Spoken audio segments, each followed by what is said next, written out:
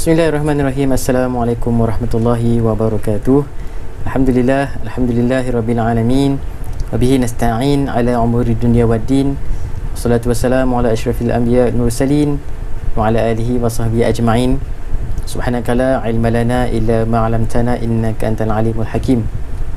Qala rabbi shrah li sadri wa yassir li amri wahlul 'uqdatam min lisani yafqahu qawli. Alhamdulillah, syukur, berbanyak-banyak syukur kepada Allah kerana panjang usia kita, rezeki masih lagi diberikan kepada kita, dan kita masih lagi diberi peluang untuk sama-sama kita bertemu di alam maya pada kali ini bersama Ustaz Rishad Abidin dalam pelajaran studi online pendidikan Islam. Apa abang semua? Sihat-sihat belaka? Saya nampak penceria-ceria, senyum, renyeh seorang-seorang kan? Yang masa-masa muka tu senyum sikit. Okey, jadi pada kali ini kita bertemu bersama dengan pelajar tingkatan 2 pada pelajaran yang seterusnya. Okey, untuk pelajaran ni para pelajar, insya-Allah kita lebih fokus kerana agak panjang sikit pelajaran yang seterusnya ini. Okey, jadi jom tanpa membahas kita mulakan untuk pelajaran 15. Pelajaran 15, solat Jumaat wadah kesatuan. Dah ready? Dah sedia? Jom kita mulakan untuk pelajaran kita pada kali ini. Yang pertama, sebelum kita mulakan, duduk dalam keadaan yang paling selesa, paling sesuai, paling seronok untuk kita memperolehi ilmu. Dan kita mulakan pada pelajaran kali ini dengan surah Al-Fatihah dan salawat kita kepada Nabi sallallahu alaihi wasallam. A'udzubillahi samii'il 'alim minasyaitonir rajim. Bismillahirrahmanirrahim. Alhamdulillahirabbil alamin, arrahmanir rahim, maliki yaumiddin. Iyyaka na'budu wa iyyaka nasta'in. Ihdinas siratal mustaqim. صراط الذين أنعمت عليهم غير المغضوب عليهم ولا الضالين آمين. اللهم صل على محمد وعلى آله وصحبه وبارك وسلم. اللهم صل على محمد وعلى آله وصحبه وبارك وسلم. اللهم صل على محمد وعلى آله وصحبه وبارك وسلم. Kemudian kita mulakan dengan doa penerang hati. A'udzubillahi minasyaitonir rajim. Bismillahirrahmanirrahim. اللهم افتح علينا حكمتك وانشر علينا من خزائن رحمتك يا أرحم الراحمين والحمد لله رب العالمين. Okey, kita teruskan dengan pastikan siap peralatan kita dalam keadaan yang siap berada di hadapan para pelajar sekalian. Buku teks, jangan lupa buku teks. Sekali lagi Ustaz selalu pesan buku teks. Nota Ustaz, jangan lupa download, print. Okey, boleh contoh-contoh sikit, tulis-tulis sikit. Kemudian pensel, pen, kertas dan berbagai-bagai alatan lagi lah, insyaAllah. Dan fokus untuk pelajaran kita pada hari ini, ikhlaskan hati. Untuk pelajaran seterusnya bidang fiqh, muka surat 97 hingga 104. 97 hingga 104. Pelajaran 15, solat Jumaat wadah kesatuan. Dah sedia? Dah buka? Dah ready? Jom kita mulakan untuk yang pertama, unit 1 dulu. Kita ada 2 unit. Unit 1 kita mulakan dengan solat Jumaat. Okey, maksud dan dalil solat Jumaat. Kita pergi dulu dengan maksud dan dalil solat Jumaat. Istilah dan bahasa, kita mulakan dengan bahasa dahulu. Apakah yang dimaksudkan dengan solat Jumaat? Sudut bahasa, berasal daripada perkataan al-jumu'ah ataupun al-jum'ah yang bermaksud perhimpunan, yakni segala kebaikan. Di sudut bahasa, perkataan jumu'ah ataupun al-jum'ah bermaksud perhimpunan segala kebaikan. Kemudian istilah solat 2 rakaat secara berjemaah, yang ni kena fokus betul, kerana maksud di sudut istilah ni agak panjang dan perlu untuk ingat. Okey, kalau tertinggal satu info ataupun satu benda yang tidak melengkapkan istilah ini, maka dia tidak boleh lah, tak betul lah, macam tu ayat dia. Okey, sekali lagi kita mula. Solat 2 rakaat secara berjemaah pada hari Jumaat dalam waktu zuhur yang didahului oleh 2 khutbah beserta dengan rukun dan syarat tertentu. Solat ini menggantikan solat zuhur. Okey, sekali lagi. Solat 2 rakaat secara berjemaah pada hari Jumaat dalam waktu zuhur yang didahului dengan 2 khutbah, bukan khitbah. Khitbah tu maksud lain tu. Tunang tu. 2 khutbah beserta dengan rukun dan syarat tertentu. Solat ini menggantikan solat zuhur. Jadi Ustaz akan betulkanlah khutbah dalam nota tu, betul lah tu, dalam nota tu. Okey. Jadi apa poin dia? Yang pertama, solat 2 rakaat secara berjemaah. Satu. Bila? Pada hari Jumaat. Waktu mana buat ni? Waktu solat zuhur. Macam mana buat dia? Didahului oleh 2 khutbah dengan rukun dan syarat tertentu. Dan solat ini menggantikan solat zuhur. Dapat yang tu? InsyaAllah. Okey, teruskan dalil solat Jumaat. Firman Allah Subhanahu wa taala dalam surah Jumu'ah ayat yang ke-9. A'udzubillahi samii'al minasyaitonir rajim. Ya ayyuhallazina amanu iza nudiya lis-salati min yaumil jum'ati fas'au ila zikrillahi wa zarul bai' ila al-akhiril ayah. Sadaqallahul azim. Wahai orang yang beriman, apabila diseru untuk mengerjakan solat pada hari Jumaat, maka segeralah kamu pergi ke masjid untuk mengingati Allah dengan mengerjakan solat Jumaat, dan tinggalkanlah jual beli pada saat itu. Allah perintah kepada kita untuk tinggalkan jual beli untuk apa? Melaksanakan solat Jumaat di mana? Di masjid. Itu dalil yang pertama. Kemudian Tariq bin Shihab radhiyallahu anhu meriwayatkan bahawa Rasulullah sallallahu alaihi wasallam sabda, al-jumu'atu haqqun wajibun ala kulli muslimin fi jama'atin illa arba'ah, abdun mamlukun aw imra'atun aw sabiyyun aw maridun. Riwayat Abu Dawud. Yang mana Nabi bersabda seperti mana maksud solat Jumaat tanggungjawab yang wajib ditunaikan oleh setiap muslim secara berjemaah kecuali 4 golongan. Yang pertama, hamba yang dimiliki. Yang kedua, perempuan. Yang ketiga, kanak-kanak. Dan keempat, orang sakit. Jadi Nabi sebut wajib kepada setiap muslim berjemaah kecuali hamba yang dimiliki, perempuan, kanak-kanak dan orang sakit.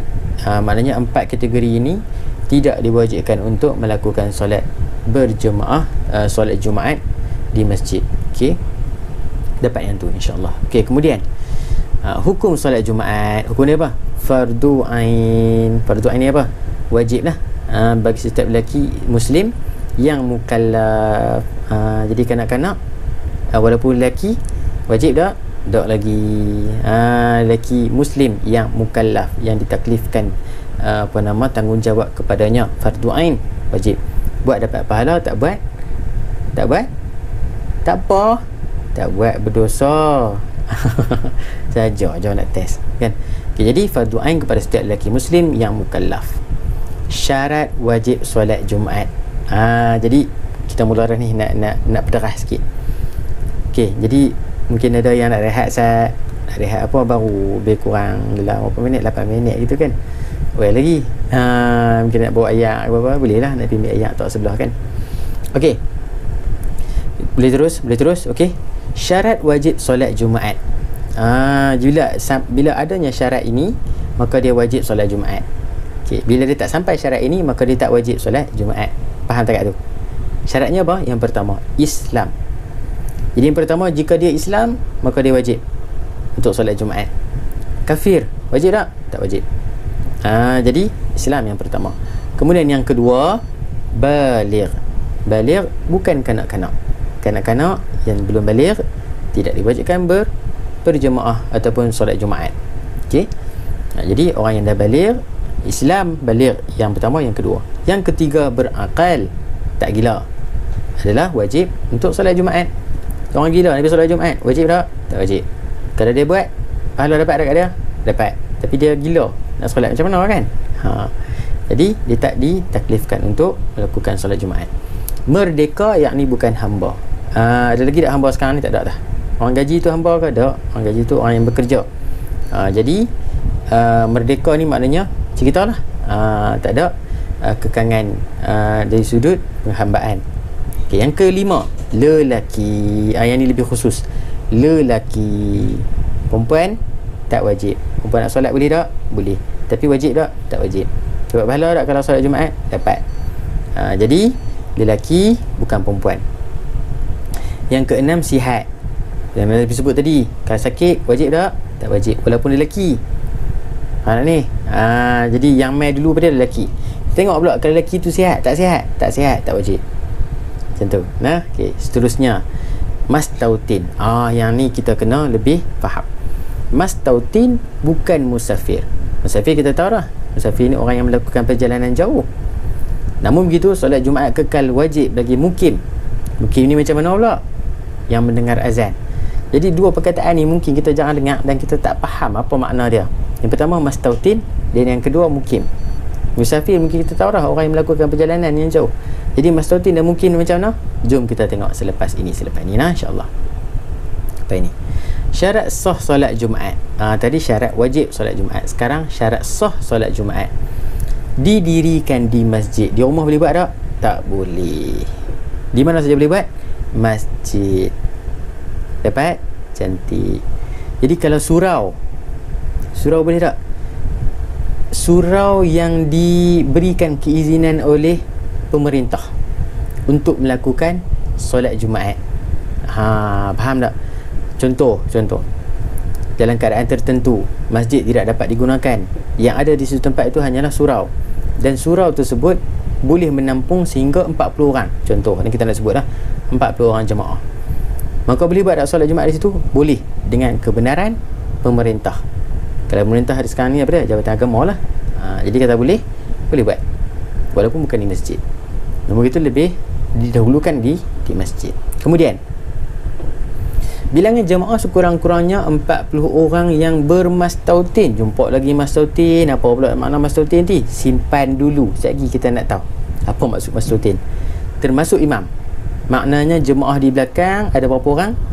39. Campak dengan imam seorang duduk depan 40. Cukup. Jadi kalau 39 termasuk imam, sah tak? Tak sah. 39 termasuk imam, sah tak? Tak sah. 40 termasuk imam, sah tak? Baru sah. 39 tak masuk imam, sah tak? Pening dah tu. 39 jemaah belakang tak masuk imam, sah tak? Sah lah. Sebab imam campak satu jadi 40. Faham tak takat tu? Saja nak test. Okey, nombor 3. Dia didirikan dalam waktu zuhur. Boleh buat waktu asar? Tak boleh.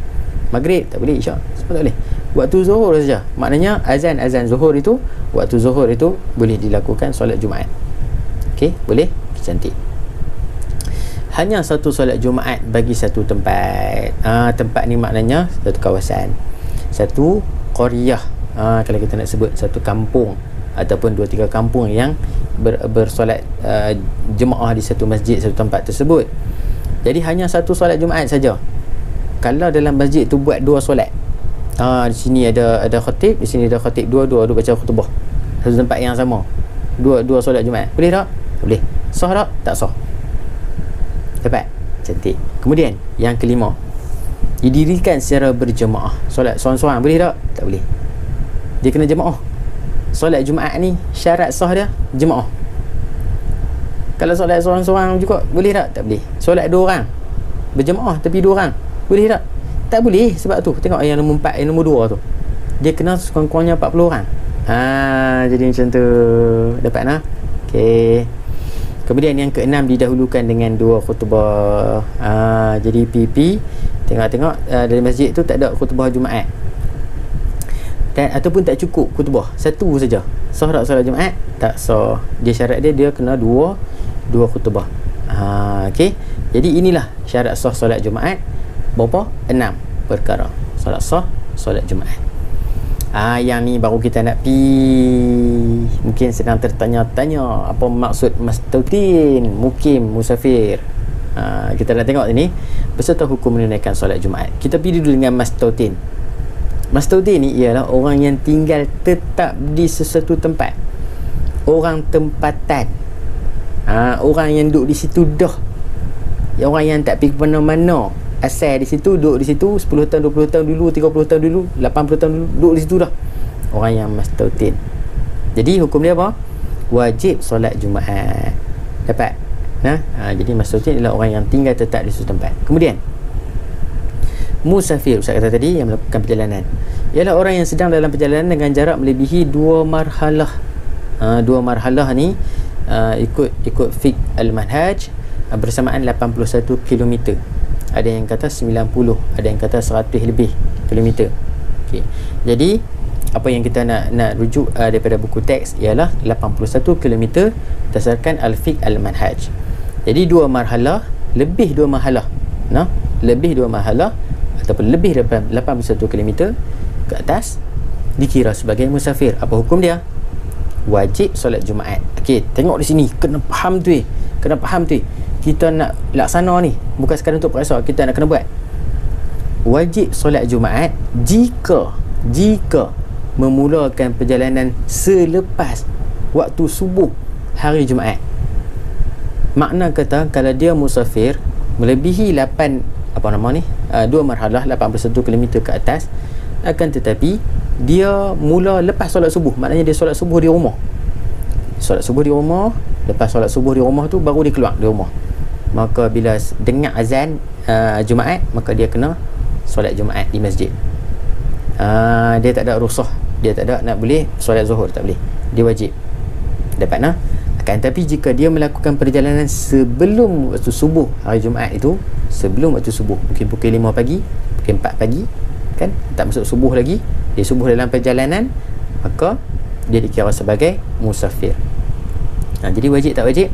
Tak wajib. Jadi dia boleh solat zuhur tak? Boleh solat zuhur, boleh nah. Kemudian mukim ialah orang yang menetap di sesuatu tempat lebih daripada 3 hari, tidak termasuk hari perjalanannya.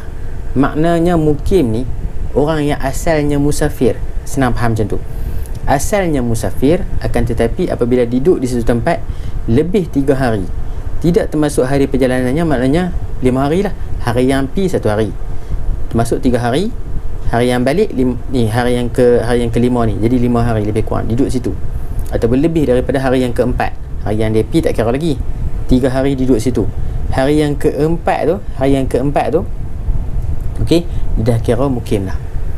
Mungkin dia melakukan perjalanan hari Isnin dia perjalanan, hari Selasa sampai Rabu, Khamis, hari Jumaat tu hari yang keempat, dia dah kira mukim dah. Dia kira mukim. Maknanya apa yang dia buat? Wajib solat Jumaat jika mendengar azan. Dengar azan, masjid di sebelah rumah, kena pergi solat Jumaat. Okey.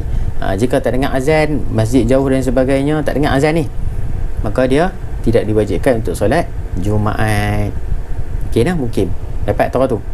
Jadi kena faham betul-betul yang ni, insya-Allah. Okey. Mungkin ada ustaz-ustazah yang bersama dengan kita dalam perkongsian pada kali ini. Mungkin saya ada kesalahan dan saya pun sebenarnya masih lagi belajar. Mohon betulkan, mohon komen di bawah, insya-Allah sama-sama kita perbaiki. Mungkin saya pun masih lagi belajar, insya-Allah sama-sama kita belajar, dan boleh komen di bawah untuk info tambahan kepada anak-anak kita, insya-Allah. Kemudian hikmah solat Jumaat. Okey, hikmah dia apa? Pertama, melaksanakan salah satu ajaran Islam, iaitu solat Jumaat yang pertama. Yang kedua, menzahirkan syiar Islam pada hari kebesarannya, iaitu hari Jumaat. Special hari Jumaat kita solat Jumaat berjemaah di masjid. Ada orang yang seminggu sekali ke masjid, waktu mana? Hari Jumaat saja. Okey lah, cantik dah tu. Syukur, alhamdulillah. Jangan tak pi terus ya, jangan tak pi langsung. Hikmah dia tu. Okey, kemudian yang ketiga, saling mengenali dan merapatkan ukhuwah antara umat Islam.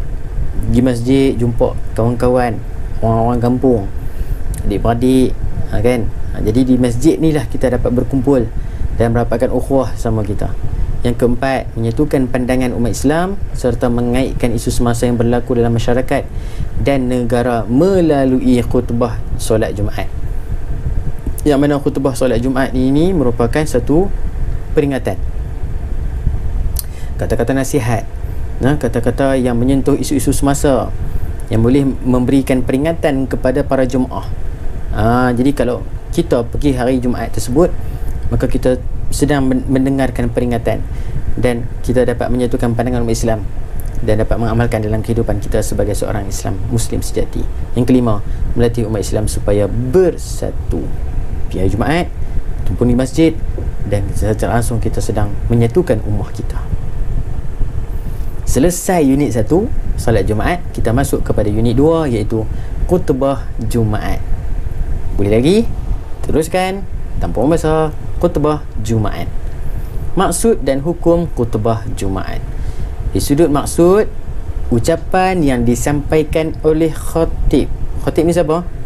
Orang yang bercakap menyampaikan khutbah. Khatib. Pengkhutbah dalam bahasa kita lah. Sebelum solat Jumaat yang mengandungi nasihat, peringatan dan pengajaran mengikut syarat tertentu. Mengikut syarat tertentu. Ucapan yang disampaikan oleh khatib, orang sebelum solat Jumaat yang mengandungi nasihat, pengajaran, peringatan atau pengajaran mengikut syarat tertentu. Hukumnya apa? Wajib. Hukumnya apa? Wajib. Dan termasuk dalam syarat sah Jumaat. Maknanya kalau tak ada khutbah, sah tak Jumaat tersebut? Tak sah. Dapat? Cantik. Okey, seterusnya syarat khutbah Jumaat. Okey, syarat khutbah Jumaat ada dua. Ingat, syarat khutbah Jumaat ada dua, iaitu yang pertama khatib. Khatib ni siapa? Orang. Khatib ni siapa? Orang. Orang apa? Orang yang membaca khutbah tu. Orang yang menyampaikan khutbah tu, khatib. Dan khutbah itu sendiri. Jadi kita pergi dulu pada khatib. Apa syarat dia? Khatib berdiri jika mampu dan duduk di antara dua khutbah. Okey, jadi khatib ni, orang ni berdiri jika mampu dan duduk antara dua khutbah. Antara khutbah pertama dan khutbah kedua, dia duduk. Jadi faham tak kat tu? Cantik. Duduk sebentar. Okey. Kemudian yang kedua, khutbah disampaikan dalam solat Jumaat. Selain daripada solat Jumaat, kalau diberikan ucapan dinamakan khutbah ke? Tidak. Dalam solat Jumaat, sebelum solat Jumaat, disampaikan ucapan bentuk peringatan, pengajaran, nasihat oleh orang yang menyampaikan ucapan tersebut, dinamakan khatib, maka itu dinamakan khutbah. Okey, dapat? Cantik. Yang ketiga, rukun khutbah disampaikan dalam bahasa Arab. Rukun khutbah, apa dia? Sekali kita cerita rukunnya apa dia. Disampaikan dalam bahasa Arab. Boleh dalam bahasa Melayu? Tak boleh. Bahasa selain daripada bahasa Arab? Tak boleh. Boleh kan? Tak boleh juga. Syarat dia tetap bahasa Arab. Boleh? Yang keempat, khatib suci daripada hadas dan najis serta menutup aurat. Jadi suci daripada hadas dan najis ni siapa yang tahu? Khatib sendirilah yang tahu. Menutup aurat ni kita boleh tahu, kita boleh nampak kan. Selalu khatib akan pakai jubah kan, pakai baju Melayu dan sebagainya, baju Melayu kebangsaan, baju samping dan sebagainya, menutup aurat. Cuma hadas dan najis ni hanya khatib saja yang mengetahui. Jadi orang yang khatib ini perlu ambil beratlah tentang hadasnya dan mungkin pakaiannya, kebersihan dan sebagainya. Jadi itu syarat khatib. Kemudian kita pergi pada syarat khutbah. Berturut-turut antara rukun khutbah. Okey, berturut-turut antara rukun khutbah. Sekali kita tengok rukun khutbah. Khutbah pertama dan khutbah kedua serta khutbah kedua dengan solat. Maknanya berturut-turut ni ikut tertib, tidak melangkau. Tidak khutbah pertama kemudian solat Jumaat, lepas tu habis solat Jumaat sambung khutbah kedua pula, tak boleh. Ataupun rukun pertama dulu, ittaqullah, contohlah yang bagi salam dulu, ittaqullah, tiba-tiba bagi doa last sekali, doa awal, peringatan untuk bertakwa tu last sekali. Contohlah ni sahabat saya awal-awal dah ni, tak boleh. Dia kena ikut urutan, susunan dia. Okey. Kemudian yang kedua, rukun khutbah didengar oleh 40 jemaah yang mastautin, tidak termasuk musafir, tidak termasuk mungkin, yang mastautin sahaja, yang wajib solat Jumaat. Okey, dapat? Cantik. Jadi nak dengarnya pakai mikrofon lah, pakai speaker lah. Okey, dapat? Cantik. Boleh faham tak kat tu? Okey, tengok ini boleh ingat. Kemudian kita pergi kepada rukun khutbah. Yang inilah rukun khutbah. Yang pertama, yang ni lah, tidak boleh skip tadi ni. Jangan skip. Rukun khutbah yang pertama, memuji Allah Subhanahu Wa Taala. Sekurang-kurangnya alhamdulillah. Bolehkah ucap syukur kepada Allah tanpa mengucapkan alhamdulillah? Tak boleh. Kena sebut alhamdulillah. Alhamdulillahirabbil alamin. Macam tu. Itu adalah rukun khutbah yang pertama. Kemudian yang kedua, berselawat ke atas Rasulullah sallallahu alaihi wasallam sekurang-kurangnya Allahumma salli ala sayyidina Muhammad. Sekurang-kurangnya Allahumma salli ala sayyidina Muhammad. Okey, yang pertama muji Allah. Yang kedua, berselawat. Kemudian yang ketiga, memberi nasihat berupa supaya bertakwa. Ya ayyuhan nas ittaqullah, kan, wahai umat manusia, bertakwalah kita kepada Allah dengan sebenar-benar takwa. Tu khatib selalu disebut kan. Itu memberi nasihat. Itu rukun khutbah yang ketiga. Yang keempat, membaca satu ayat Al-Quran pada satu daripada dua khutbah. Bacalah mana-mana ayat kau, kan, daripada Al-Quran dalam mana-mana antara dua khutbah itu. Okey, jadi itu rukun khutbah. Dan yang kelima, berdoa untuk orang Islam pada khutbah kedua sekurang-kurangnya. Allahumma ghafir lil muslimina wal muslimat. Paling kurang. Kalau tak baca ni Allahumma ghafir lil muslimina wal muslimat, ataupun tak ada doa, khutbah tu sah tak? Boleh pakai tak? Tak boleh. Tak sah. Jadi Jumaat pun tak sah lah. Okey, jadi dapat tak? Ini lah rukun khutbah Jumaat. Dapat? Mula dengan muji Allah, kemudian selawat, kemudian beri nasihat, baca ayat Quran, dan juga berdoa kepada orang Islam dalam khutbah yang kedua. Okey, sunat khutbah Jumaat pula. Tadi rukun, benda wajib, kalau tinggal tak sah. Nak ni? Rukun tu benda wajib, kena ada. Kalau tak ada, tak sah. Ni sunat pula. Sunat, buat dapat pahala, tak buat tak apa. Tak buat tak menjejaskan khutbah Jumaat tersebut. Okey, yang pertama, khatib tu sendiri berkhutbah di atas mimbar. Mimbar ni apa? Mimbar ni tempat yang tinggi sikit daripada lantai. Sekurang-kurangnya 3 anak tangga. Sunnah 3 anak tangga, yang mana dipanggil mimbar. Berkhutbah atas mimbar. Jadi kalau tak berkhutbah atas mimbar, boleh ke? Tak ada masalah. Tak ada masalah. Itu sunat saja. Duduk di atas mimbar sebelum menyampaikan khutbah. Kalau tak duduk, boleh ke? Tak apa. Sunat saja. Okey. Sunat ni maksudnya apa? Nabi buat. Jadi kalau Nabi buat, sebaiknya kita buat jugalah. Okey. Menghadapkan wajahnya ke hadapan tanpa menoleh ke kanan atau ke kiri. Jangan duduk tengok kanan saja, ataupun tengok kiri saja, tengok bawah saja, tengok atas saja. Tengok hadapan. Tengok hadapan, tengok jemaah. Okey. Yang seterusnya, yang keempat, memberi salam setelah naik ke atas mimbar. Sunat. Naik atas mimbar, bagi salam. Assalamualaikum warahmatullahi wabarakatuh. Okey. Menguatkan suara agar khutbah didengar oleh lebih daripada 40 jemaah, terutamanya kepada yang bermastautin. Okey, yang pertama, yang seterusnya, yang kelima tadi tu, kuatkan suara. Dia tak boleh cakap lembut, sopat, bukan lembut, cakap slow. Macam bisik tu. Assalamualaikum warahmatullahi. Tak boleh. Dia kena kuatkan suara. Assalamualaikum warahmatullahi wabarakatuh. Alhamdulillahi rabbil alamin. Contoh, kan? Kena tegas. Okey. Kemudian memendekkan kedua-dua khutbah. Khutbah kedua lebih pendek daripada khutbah pertama. Jangan panjang sangat. Paling kurang lah, lebih kurang setengah jam, kan? Lebih kurang. Dan memegang tongkat dengan tangan kiri. Ini adalah hadis ataupun sunnah Nabi sallallahu alaihi wasallam bila berkhutbah.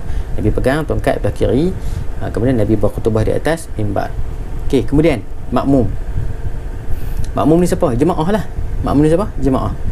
Mendengar khutbah yang disampaikan oleh khatib, dapat pahala. Kemudian melaksanakan solat sunat secara ringkas jika khatib sedang berkhutbah. Solat sunat apa? Selalunya orang nak buat masuk dalam masjid, Nabi suruh sebelum duduk, maka solat sunat 2 rakaat. Solat sunat tahiyatul masjid, paling ringkas, baca surah Fatihah, selesai 2 rakaat, selesai. Jangan panjang-panjang baca meleret, kan? Jangan. Kalau lebih cepat, sebab kita nak dengar khutbah Jumaat. Okey, adab mendengar khutbah. Siapa yang kena jaga ni?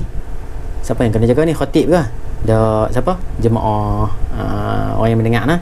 Okey, yang pertama ikut hadis Nabi sallallahu alaihi wasallam. Abu Hurairah radhiyallahu anhu berkata bahawa Rasulullah sallallahu alaihi wasallam bersabda, "Iza qulta li sahibika ansit yaumal jum'ati wal imamu yakhtub faqad laghut." Muttafaqun alaih. Daripada apabila kamu berkata kepada sahabatmu, diamlah, maka pada hari Jumaat ketika imam sedang berkhutbah, maka sia-sialah pahala Jumaatmu. Jadi Nabi nak maksud kita bahawa kita tegur kawan kita bercakap pun kita akan menjejaskan pahala Jumaat kita. Maknanya kita bercakap sikit, diamlah, macam tu, juga boleh menjejaskan pahala Jumaat kita. Okey. Berdasarkan hadis di atas, ada adab ketika mendengar khutbah, termasuklah yang pertama, memberikan fokus kepada isi kandungan khutbah. Fokus, dengar betul-betul. Yang kedua, diam dan tidak bercakap. Hukum bercakap ketika berkhutbah, ketika khutbah sedang disampaikan, ia adalah makruh dan boleh menghilangkan pahala Jumaat. Jadi taklah sampai ke haram kan, cuma makruh. Makruh ni apa? Benda yang boleh menjejaskan pahala. Okey. Yang ketiga, tidak tidur. Jangan mula aja khutbah khatib mula saja alhamdulillahirabbil alamin, dan waktu tu pun alhamdulillahirabbil alamin, mata pun tertutup sampai ke sudah tidur. Kalau jenis tidur mungkin sikit lah. Ni jenis sampai ada yang mengeroh kan, bunyi macam-macam keluar, ayam lah, macam-macam lah, bunyi horn motor lah, horn kereta lah, macam okay, sampai terangkat punggung. Kerana duduk di bersila tu terangkat punggung, boleh batal sembahyang. Boleh batal sembahyang. Takut-takut terkeluar angin daripada saluran keluar angin tu, terangkat punggung kita. Jadi macam mana nak buat? Sekiranya rasa mengantuk, hendaklah berpindah ke tempat lain dengan syarat tidak melangkah orang lain. Langkah maksudnya apa? Orang duduk bersila, duduk depan dalam soft tu, dia melangkah belakang badan. Jangan tukar tepi sebelah ke genjek gesok ni pula menganjak tempat duduk kita kan. Kemudian yang keempat, tidak melakukan perbuatan sia-sia, contohnya menggunakan sebarang gadget seperti telefon bimbit. Orang tengah duduk berkhutbah, dia duduk main WhatsApp. Orang tengah berkhutbah, duduk scroll Facebook, contoh. Maka sia-sialah melakukan perbuatan yang sia-sia. Contoh apa lagu-lagu tu pula. Okey, jadi amalan sunat hari Jumaat, masuk sikit. Amalan sunat hari Jumaat, apa yang perlu kita buat bila masuknya hari Jumaat? Yang pertama, potong kuku dan misai. Sunnah, pahala. Potong kuku, potong misai, trim sikit misai tu kan. Okey, yang pertama. Yang kedua, mencabut bulu ketiak. Bukan kita cukong. Ni sunnah cabut bulu ketiak, bukan kita cukong. Sunnahnya ialah cabut. Okey. Yang ketiga, gunting bulu ari-ari. Bulu ari-ari ni bulu apa? Saya sebut bulu kemaluan. Okey, bulu kemaluan. Jadi kita disunahkan untuk menggunting bulu ari-ari, gunting. Okey. Yang keempat, mandi sunat. Mandi sunat apa? Jumaat. Nak dapatkan mandi sunat Jumaat ni macam mana? Niat. Kalau tak niat, dapat tak pahala mandi sunat? Tak dapat. Mandi biasa je lah. Jadi waktu hari Jumaat, sebelum nak mula mandi tu, niat saja aku mandi sunat hari Jumaat kerana Allah Ta'ala. Sudah, selesai, dapat pahala insyaAllah. Kemudian yang kelima, memakai pakaian terbaik, yakni yang bersih lah, bersih, baru basuh kan, dan pakai hot seminggu punya tu, dia pakai pula. Serta buh wangi, minyak wangi sikit. Pergi masjid, pakailah spray wangi yang tidak mengganggu orang lain. Kadang wangi sangat pun payah juga kan, wangi sampai menyucuk hidung, tak boleh juga. Wangian yang berpada-pada. Okey. Jadi pakai pakaian terbaik dan berwangi-wangian. Sebab kadang-kadang kita pergi masjid kan, baju tu lama tak basuh, dah macam-macam bau dah. Orang sebelah ni pun heran pasal apa ni, kawan ni bau lain macam lah. Petai pun duk ada contoh. Bau orang masak kari pun ada, macam-macam bercampur, pening orang sebelah kan. Jadi kita kena pakai yang cantik, yang wangi. Bersegera ke masjid. Jangan untuk khatib dah nak rakaat khutbah kedua baru nak kira start motor pergi masjid. Contoh macam tu, dia duduk alik kan. Orang nak sembahyang boleh pergi. Jangan. Sunnah pergi awal masjid, duduk depan, jangan pergi awal tapi duduk belakang. Ada juga jenis tu, pergi awal duduk belakang. Dia duduk pantau orang. Okey, kawan ni mai dah. Dia duduk tik pula nama orang. Aduh, jam. Okey, bila sampai jangan lupa untuk menunaikan solat sunat tahiyatul masjid, ataupun bila sempat solat sunat qabliyah dan ba'diyah, sebelum Jumaat dan selepas Jumaat. Okey. Kemudian memperbanyakkan selawat ke atas Rasulullah dan berdoa sebelum khatib baca khutbah kan. Kita duk zikir kita, selawat kita, doa kita, Allahu Akbar. InsyaAllah Jumaat waktu Jumaat tu Allah makbulkan doa kita. Allahu Akbar. 9, membaca surah Al-Kahfi. Nabi sebut kita membaca pada sampai hari Jumaat, maka Nabi menyuruh kita untuk baca surah Al-Kahfi. Okey, contoh khutbah Jumaat. Yang ni lah contohnya. Siapa yang biasa masuk pertandingan khutbah, berkhutbah tu dia tahulah. Jadi ini khutbah pertama. Yang warna tu adalah benda wajib. Okey, benda wajib. Ni benda wajib ni. Ini semua benda wajib. Rukun khutbah. Mula dengan macam mana? Alhamdulillahirabbil alamin. Yang tadi tu memuji Allah. Wassalatu wassalamu ala Rasulillah wa ala alihi wa sahbihi ajma'in. Salawat. Amma ba'du. Faya ibadallah ittaqullah. Ni kata-kata untuk memberikan peringatan supaya bertakwa. Sidang Jumaat yang dirahmati Allah sekalian, bersatulah kita atas dasar tauhid. Dengan itu kita akan selamat daripada ancaman musuh-musuh Islam, seperti mana Allah berfirman, Allah Subhanahu wa taala menyelamatkan Nabi Lut alaihi salam dan pengikutnya. Firman Allah Subhanahu wa taala, auzubillahi minasyaitonir rajim, fanajjaynahu wa ahlahu ajma'in. Sadaqallahul azim. Surah Asy-Syu'ara ayat yang 170. Bermaksud, maka kami selamatkan dia dan keluarganya serta semua pengikutnya. Barakallahu li wa lakum. Aqulu qawli hadza wa astaghfirullahal azim li wa lakum. Itu khutbah yang simple, pendek. Itu contoh. Okey. Khutbah pertama. Habis selesai, wa astaghfirullahal azim li wa lakum. Duduk sebentar. Duduk. Sambung balik pada khutbah kedua, bangun. Alhamdulillahirabbil alamin. Wassalatu wassalamu ala Rasulillah wa ala alihi wa sahbihi ajma'in. Amma ba'du. Faya ibadallah ittaqullah. Sidang Jumaat dirahmati Allah sekalian, mari kita mendatangkan untuk berdoa mohon keampunan daripada Allah Subhanahu wa taala. Allahumma ighfir lil muslimina wal muslimat wal mu'minina wal mu'minat al ahya'i minhum wal amwat innaka sami'ud du'a. Aqulu qawli hadza wastaghfirullahal azim li wa lakum. Selesai dekat tu. Ini contoh khutbah kedua.